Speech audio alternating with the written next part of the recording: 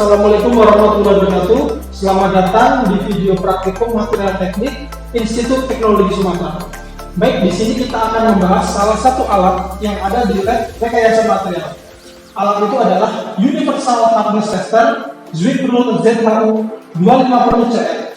Nah, alat ini sendiri dibuat di United Kingdom dengan tahun produksi 2019. Nah, spesifikasi apa saja sih yang ada di alat kita ini? Yang pertama, alat ini memiliki loop tertutup yang memberikan hasil yang lebih presisi dan lebih baik. Kemudian, alat ini memiliki 4 lensa perbesaran, yakni 5 kali, 10 kali, 20 kali, dan 40 kali. Sehingga lensa ini dapat mempermudah menganalisis sebelum dan sesudah dilakukan indentasi pada material tersebut. Kemudian, alat ini memiliki 4 indentor yang dapat digunakan untuk berbagai metode. Kemudian, range force-nya sendiri, alat ini dari 0,5 kg sampai 250 kg. Kemudian, alat ini juga sudah dilengkapi software Indentec ZHU HDS. Kemudian, apa saja sih metode yang dapat digunakan untuk alat ini? Nah, ada 3 metode yang dapat digunakan, yaitu yang pertama adalah Brinell sesuai dengan standar ISO 6506 dan ASN E10. Kemudian metode Vickers sesuai dengan standar ISO 6507 dan ASN E384. Kemudian metode Rockwell sesuai dengan standar ISO 6508 dan ASN E18. Nah, itu adalah metode-metode yang dapat digunakan. Kemudian, apa saja sih yang harus diperhatikan dalam penggunaan alat ini? Yang pertama, kita harus memastikan grounding di bawah 1 volt. Kenapa seperti itu? Apabila grounding lebih dari 1 volt, dapat merusak komponen kelistrikan dari Universal Hardness Tester itu sendiri. Kemudian, setelah grounding di bawah 1 volt, hidupkan dulu PC. Pastikan komputer sudah tidak loading dan sudah ready. Kemudian langkah selanjutnya adalah menghidupkan tombol on yang ada di belakang alat Universal Hardness Tester. Setelah ke PC dan Universal Hardness Tester terkoneksi, baru kita dapat membuka aplikasi. Nah, pada saat kita membuka aplikasi, pastikan kita menurunkan meja sampel itu sendiri. Nah, itu yang harus diperhatikan. Kemudian, kenapa mejanya itu harus diturunkan? Karena pada saat switching atau pergantian dari indentor atau lensa itu, apabila tidak kita turunkan, dapat menabrak ke spesimen. Nah, untuk cara mematikannya itu sangat mudah. Tinggal men-close software-nya terlebih dahulu, kemudian menekan tombol off pada alat, dan langkah selanjutnya tinggal men-shutdown komputer. Baik, itu mungkin gambaran awal bagaimana cara dan penggunaan dari alat Universal Hardness Tester. Untuk detail bagaimana cara penggunaan software itu sendiri dapat kita lihat di video selanjutnya. Baik, ini adalah tampilan dari aplikasi Indentec ZHU HDS. Nah, apabila komputer dan Universal Hardness Tester sudah terkoneksi dengan baik, langkah selanjutnya adalah tinggal membuka aplikasi. Nah, ini adalah tampilan dari aplikasi, di mana untuk yang sebelah kiri itu adalah tampilan kondisi permukaan dari material yang akan kita uji.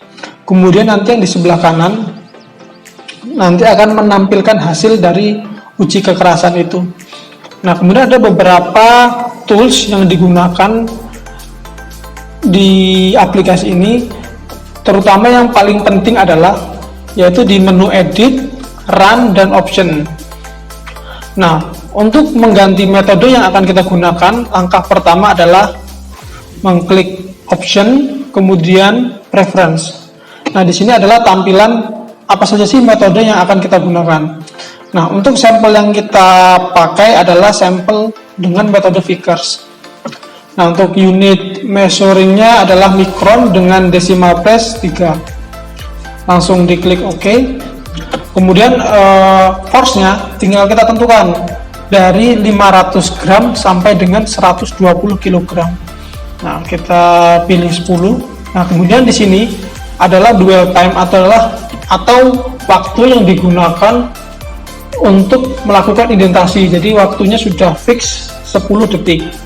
Kemudian ada beberapa tombol-tombol yang dapat digunakan untuk membantu menganalisis. Nah, yang pertama ini adalah tombol kamera atau image, di mana digunakan untuk mengambil gambar secara live atau memfreeze.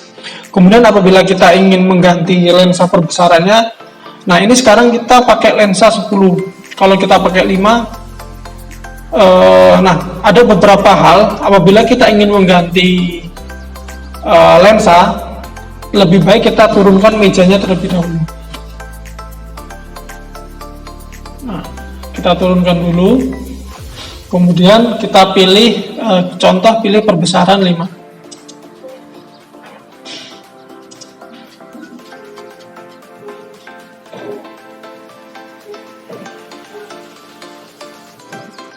Nah, kemudian kita cari fokusnya kembali.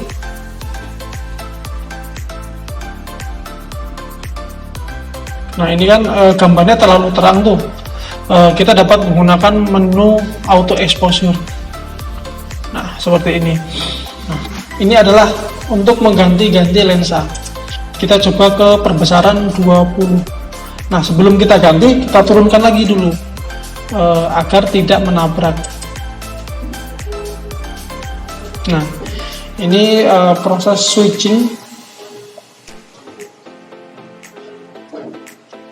Nah, kita cari fokusnya lagi.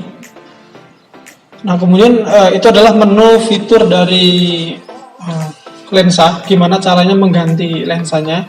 Kemudian di sini ada tombol zoom in dan zoom out. Kemudian yang paling penting adalah nih auto exposure. Nah, apabila sampel kita terlalu terang atau terlalu gelap, kita dapat menggunakan tombol ini. Kemudian di sini ada tombol linear lookup. Jadi lebih ke warna hitam putih. Kemudian ada juga ada mode pseudo color lookup table. Nah, apabila kita klik,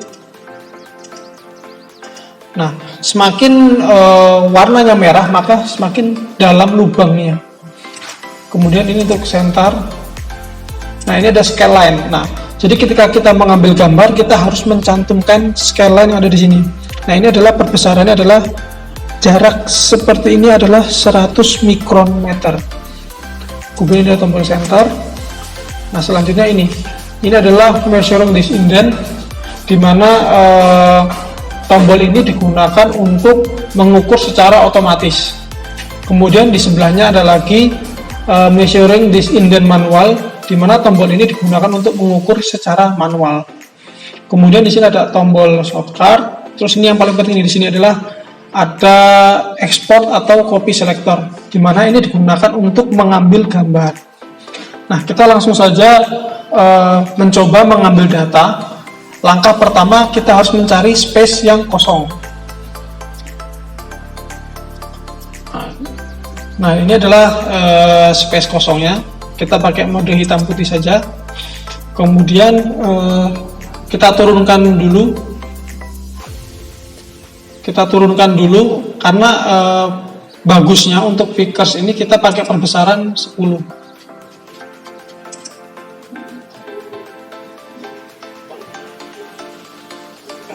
Nah, ini sedang proses pergantian 10. Kemudian kita cari fokusnya lagi.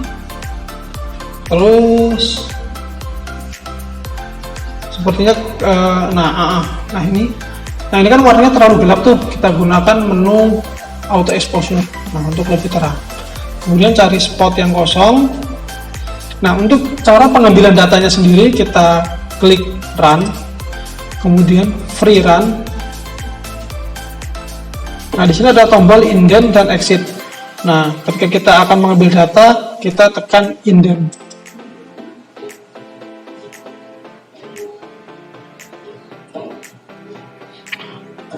Tunggu sampai 10 detik, karena memang sudah diatur untuk kecepatan penekanannya adalah 10 detik. Nah, ada hal-hal yang harus diperhatikan pada saat kita pengambilan data. Pastikan benar-benar meja tidak bergerak. karena apabila bergerak atau bergetar sedikit pun dapat mempengaruhi hasil. Nah, untuk pengambilan datanya sendiri, sebenarnya untuk pengujian hardness tester bisa minimal itu 10 kali indentasi. Dan biasanya untuk data yang pertama biasanya tidak terlalu valid.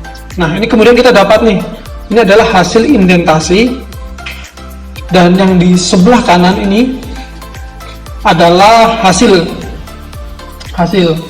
Nah, apabila kita ingin mengambil data lagi, langkah yang harus dilakukan adalah kita menggeser dulu sampelnya. Kita geser dulu mejanya. Nah, geser. Kemudian apabila kita ingin mengambil data, kita tinggal menekan continue. Jadi harus benar-benar diperhatikan ketika teman-teman ingin mengambil data, kita harus menggeser dulu. Karena apabila kita tidak geser, kita akan mengindentasi lubang yang sama. Oke, kita continue.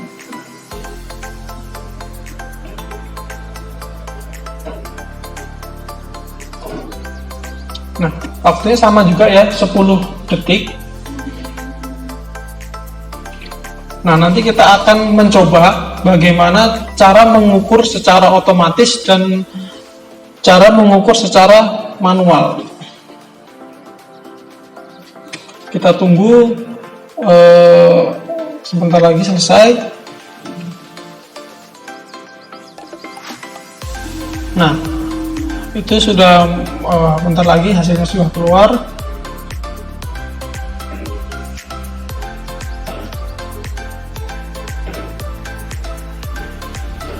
Nah, ini adalah hasil indentasi yang kedua.